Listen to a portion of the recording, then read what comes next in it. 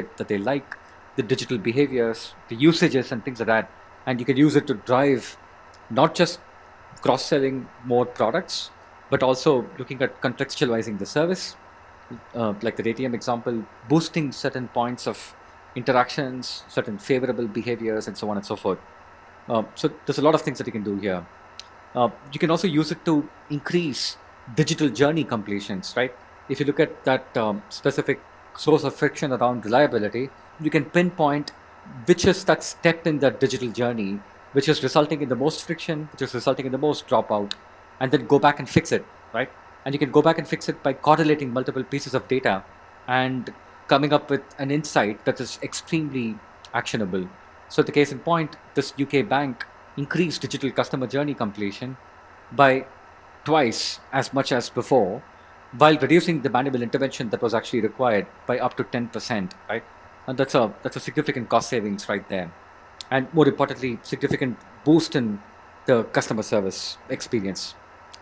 The third example I had was around personalizing card offers.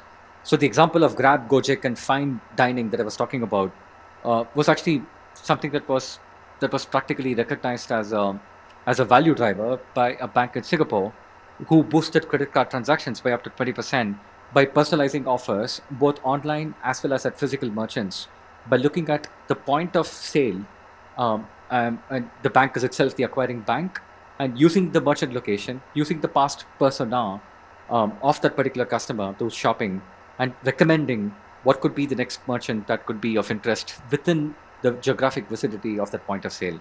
And all of this happens under 2 seconds, and we see that conversions go up by 20%. The last example I had is in the world of telecom.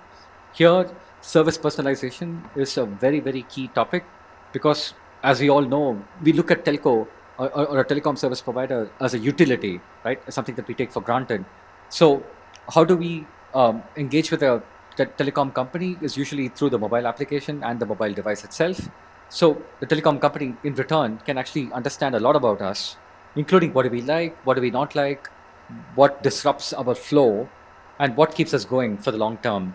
So by putting it all together, there's a tremendous amount of insight that can be driven. And this allows the telecom service company to remain in the background and just continue to provide the service that we need at the moment of need, right? So what we did for this telecom company in Southeast Asia was to put a single subscriber behavioral view across both transactions, by that I mean commerce events, as well as interactions that happen across all of the different facets of mobile usage, and then use this particular data and expose it to the world of analysts, right? Marketing analysts, service analysts, and digital analysts, and allow them to go at it using the power of AI and natural language, and then use that particular insights or set of insights to devise campaigns which can hyper-personalize services and hyper-personalize offers for marketing. And this gets to directly this problem statement of how do we make this data actionable and directly put this into the hands of the business so that value can be driven much faster. So in a nutshell, they were able to serve tens of millions of customers with personalization drawn at real-time scale, truly a hyperscale application.